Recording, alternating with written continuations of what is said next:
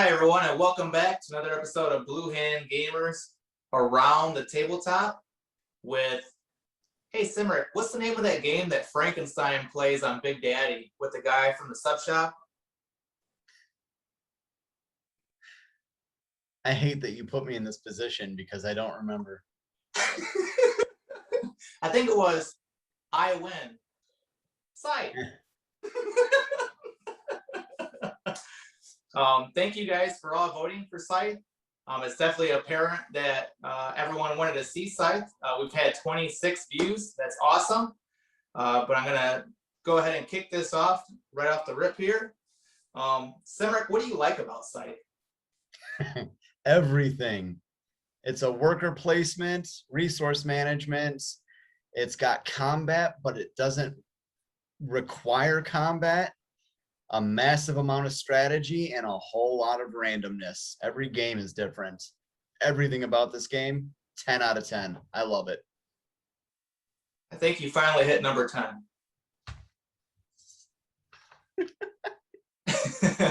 Colron, what do you like about this game? Well, I agree with Simric. It is a 10 out of 10 game. It is the real deal, full, all around. It's well balanced all around. One of these days I'll beat Simric. I'm on his tail every time we play. Thank you for making a good showing for me this week. I was sorry I wasn't there. Although when I was watching the playthrough, I almost started a drinking game. Every time Simric said it was his favorite game, I'm glad I didn't, because I'd ended up on the floor. That's too many shots. That's too many shots. Love that game. Well, I think Scythe is a wonderful game. I think that it has definite infinite replayability with the way that you can customize your factions with your player boards, and the way that you can start on different sides of the map, especially if you have different people and you're adding more or less people to the game. I think it makes it more exciting. The more randomness and different outcomes you can have. So I really enjoy Scythe. Colron, is there anything that you don't like about Scythe? Losing. No, I really do enjoy the game. I do enjoy it. I joke about it, but one of these days I'll knock the king off the throne. But no, there's nothing I don't like about it. But yeah, I don't think there's anything that I don't like about it either, to be honest. It's a very well structured game. Yeah, it's nice to knock the king off the throne. And there's a guy that has one eye that streams on Twitch, and he always says that if it's not on the internet, or you don't have a picture of it, it didn't happen. So until that happens, Simric's king. So Simric, is there anything that you don't like about Scythe? First off, I never thought I'd say this, but for once I agree with one eye. God, I love that guy. But no, overall, this is probably my number one favorite game. I don't dislike anything about it. If I would have to pick something, I would say you're working on a strategy for several turns, and then you lose track of what you were originally doing, and then somebody attacks you and takes your resources. That's happened to me a couple of times. But other than that, no, I have nothing bad to say about this game at all. Well, you kind of brought up my next topic. Do you think it's necessary to attack in this game, Simric? Absolutely not. Combat is a good way to get 2 of your victory stars. Unless you're playing the Saxony faction, you can get all 6 of your victory stars that way. If you got a high enough amount of power and your opponents don't, or you have some good combat cards, Combat's a really good way to get some easy stars. However, as I've proven myself time and time again, you don't even have to leave your home area in order to get the win. You can stay in those first 3 zones. So no, combat is not necessary. Koran, what do you think? Do you think that combat's necessary? Most of the time when I play, I don't even do combat. I run scared most of the time. I've seen Cymric win without even leaving his home territory, which it's embarrassing, but that was against me. He did that. But no, combat is totally optional, not even anywhere near necessary. Yep. Now, I think overall, I asked this question online on Facebook, and the majority of people don't feel that attacking is necessary. Now, there was some good arguments on why attacking could be necessary. A lot of times people were saying that if it comes down to it and a factory card is involved, sometimes they feel it's necessary to attack. Or if there is people out there that have their mechs out further without workers, why not attack if you're not going to lose that popularity? So they were bringing up some good points. I did play 2 games where we didn't need to attack, and we actually moved along pretty well, and we had very good points at the end of the game without attacking. So I don't think it's absolutely necessary to attack. I'd like to see how the dynamic changes from 2 people to 5 people, just to see if I kind of changed my mind on that a little bit. But other than that, who was your favorite faction, Koran? I've played a lot of the factions through my training on Steam, on the Steam version, to try to beat Cymric. I like all of them except the Nordic. So they get kind of landlocked in their little area, and even though the workers can cross, they can only cross at like one specific area. So, but I like all of them. The faction you played is probably my favorite. That being able to convert the cards to materials is big. Which, I mean, yeah. It is very big. Yeah, that was the Crimean Khanate. That's why I didn't try to say it. That's why I didn't try to say it. But it's funny you said that the Nordic wasn't your favorite, because I believe that so far out of everyone that I played, I think Nordic was my favorite. And I didn't have any issues with getting them spread. I actually used their workers to get across the river and get resources that I needed to help build up my faction a lot faster, and use their ability to spread across the map to gain me more points by holding on to more areas on the map. Granted, we were just playing two player, but I really think that is a very powerful ability that they have. Sorry. You're right. Usually when I end it, the times I've ended up playing them, I have somebody right next door, the faction right next door, and I don't want to go in that direction because they'll just do me dirty. Understandable. Simmer? I would say my favorite is probably the Rusviets, and I have not played that faction in a while. And if I remember correctly, that's the one where their built-in ability is you can perform the same action. There is no limitation on, how you have to move your action token to another action. Rusviet can do the same action multiple times in a row. And when I play them, I'll just focus fire one specific victory star, and that's it. And then once I get that one, I move on to the next. And it's kind of easy mode. But other than that, I really like Polania. Yeah, I did like the Rusviet when I played the Rusviet as well.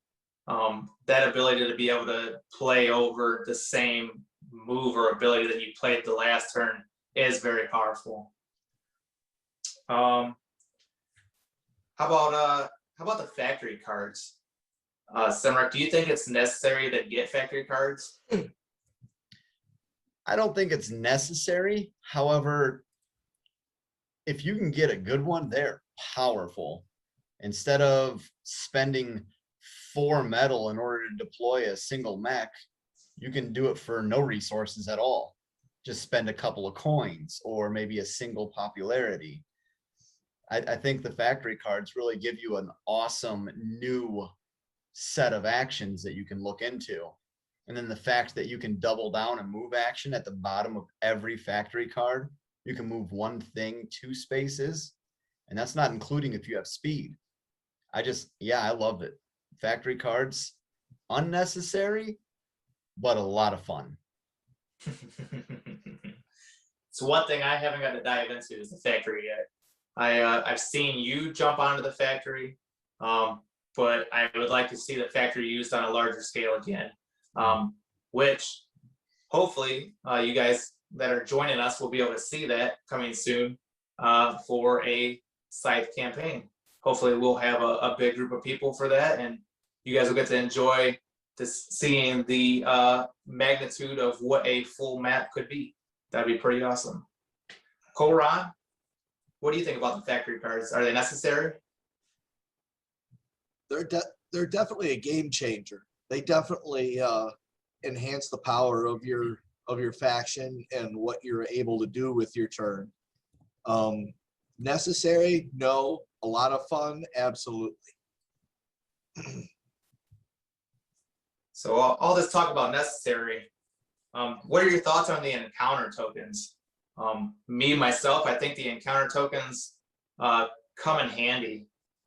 After the first time, I really didn't grab any. The second time when we were playing, I was kind of gunning for the encounter tokens just because the fact that they give you 3 options, and usually they're all pretty darn good. Sometimes some of them are a little expensive, but usually the outcome for them is pretty good. It's just, are you willing to spend that amount to get what you want?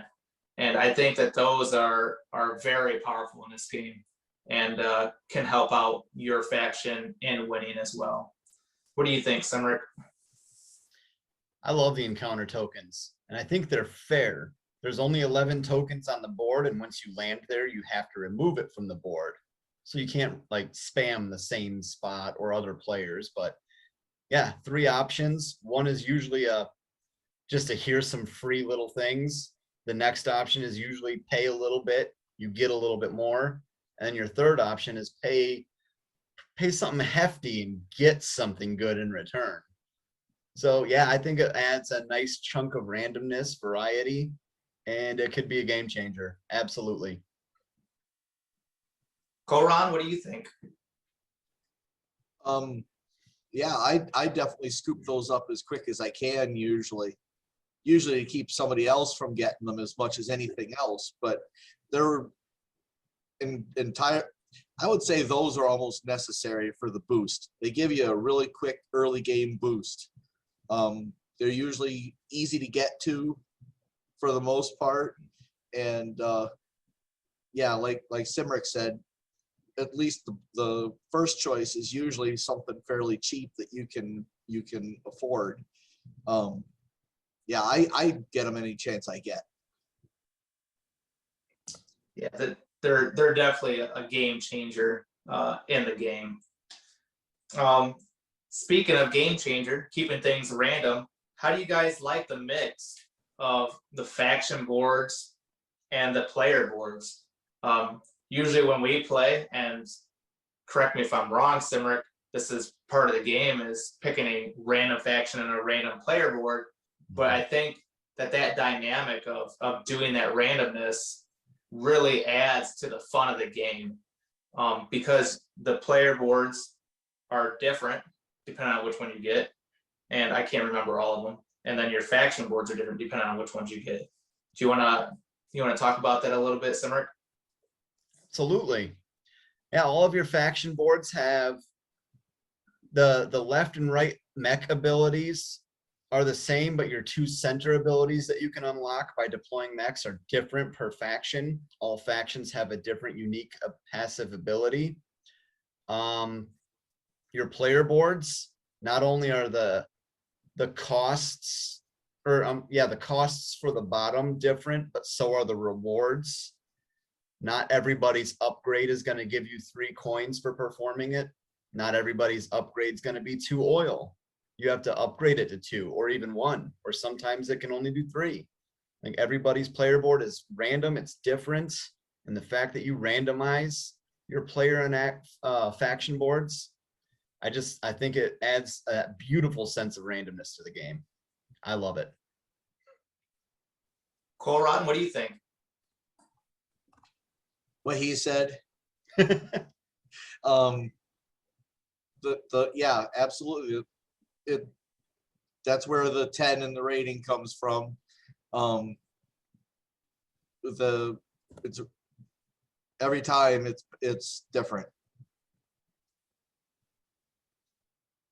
Yeah, replayability on this game is just through the roof, in my opinion.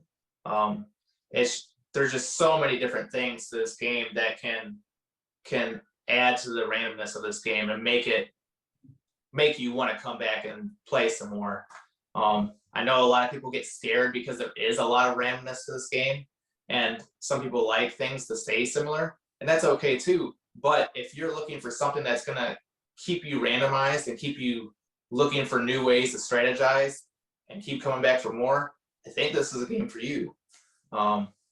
But that's up for you guys to check it out. You guys can stop by and see our playthrough. Watch Cymric's how-to if you want to learn how to play the game. There's other channels out there as well that do this as well. So don't be afraid to get out there and do some research and look into the community and see what other people are doing for Scythe.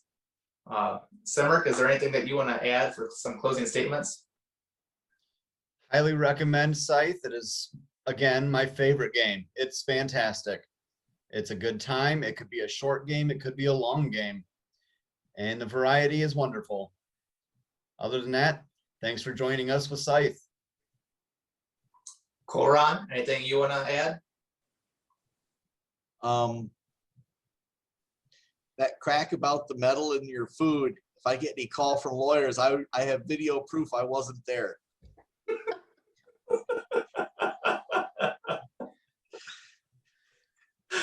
I have video proof. Oh shoot. If you don't know what he's talking about, watch the playthrough, you'll find out. It's at about what, 22 minutes or so? Something like that. It's a pretty good one. It just rolled off the tip of my tongue, and after I said it, I was like, ouch. Please don't sue. Please don't sue. Closing statements for me. Thank you guys for coming and watching. Thank you guys for voting on this as the game for us to play first. It definitely shows that you guys wanted to see it. We will be doing a Scythe campaign sometime in the future. If that's something that you guys want to see, let us know. If you guys would like to see an episode of that live, let us know. That's something that we are open to do. That's a lot of fun. If that's what you guys want to see, we would like to give it to you. Other than that, thank you for joining us for another episode of Around the Tabletop with Blue Hand Gamers, reviewing Scythe. See you next time.